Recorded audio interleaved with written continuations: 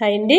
1 kilo chicken తీసుకొచ్చాను. కొద్దిగా పకోడీ, కొద్దిగా కర్రీ చేద్దామని. ప్లేట్లో ఒక 1/2 కిలో చికెన్ వేసుకున్నాను. పసుపు, కారము, గరం మసాలా, శనగపిండి ఒక 2-3 స్పూన్ల వరకు, కార్న్ఫ్లోర్ ఒక 3 స్పూన్ల వరకు, ఒక ఎగ్గు, సాల్టు టేస్ట్కి సరిపడగా సాల్టు, ఒక 1/2 చెక్క వరకు నిమ్మరసం వేసుకుంటున్నాను. బాగా కలిపేసి ఈ ఉప్పు కారాలన్నీ ఆ పీస్కి, చికెన్ పీస్కి పట్టాలంటే ఒక 20 నిమిషాలు డీప్ ఫ్రిడ్జ్లో పెట్టుకోవాలి. ఆ తర్వాత తీసినాక మనకి డీప్ ఫ్రై చేసుకుందాము, చాలా బాగుంటుంది. ఒక 20 నిమిషాల తర్వాత ఇలా మనకి మసాలా అంతా కూడా పీస్కి పట్టాలంటే ఫ్రిడ్జ్లో 10 నిమిషాలైనా ఉంచాలి. అప్పుడు ఏమవుతుందంటే టైట్గా మసాలా పట్టుకుంటుంది, చాలా బాగుంటుంది.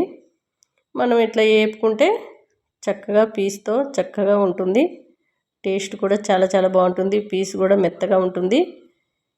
కొద్దిగా కరివేపాకు, చాలామంది పచ్చిమిర్చి ఇష్టపడతారు కాబట్టి ఒక 2-3 పచ్చిమిర్చిలు వేయించుకొని తీసుకుంటే బాగుంటుంది. రసమైనా లేదంటే ఒట్టిగా ఇలాగ స్నాక్లాగా తిన్నా బాగుంటుంది. సైడ్ డిష్గా పెట్టుకున్నా బాగుంటుంది. టేస్ట్ అయితే చాలా బాగుంటుందండి. ఇంకో 1/2 కిలో అయితే కర్రీ చేసుకుందాము. కర్రీ కూడా చాలా బాగుంటుంది. సింపుల్గా ఈజీగా, పెద్దగా వేసే ఐటమ్స్ కూడా దాంట్లో ఏమీ ఉండవు. చూశారు కదా మనకి పీస్ ఎంత సాఫ్ట్గా ఉందో. నచ్చితే ట్రై చేయండి. కర్రీ చేద్దాము. ఉప్పు, కారం, పసుపు వేసి కలిపి ఒక 1/2 అవర్ అయితే సైడ్ పెట్టుకున్న చికెను. ఈ పొకాడీలు వేసిన కళాయిలోనే కొద్దిగా నూనె తీసాను.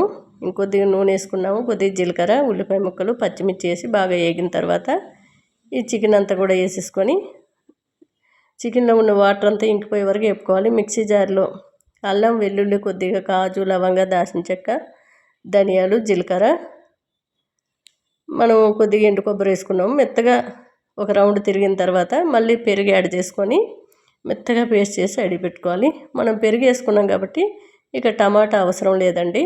ఇదే సరిపోతుంది. పుల్లగా టేస్ట్ చాలా బాగుంటుంది. నేను ఉప్పు, కారం, పసుపు అన్నీ ముందే వేసుకున్నా కాబట్టి పీస్ కూడా చాలా మెత్తగా సాఫ్ట్గా ఉంటుంది. ఒకసారి మీరు ఇలా ట్రై చేశారంటే మళ్ళీ ఇలాగే చేసుకొని తినాలనిపిస్తుంది.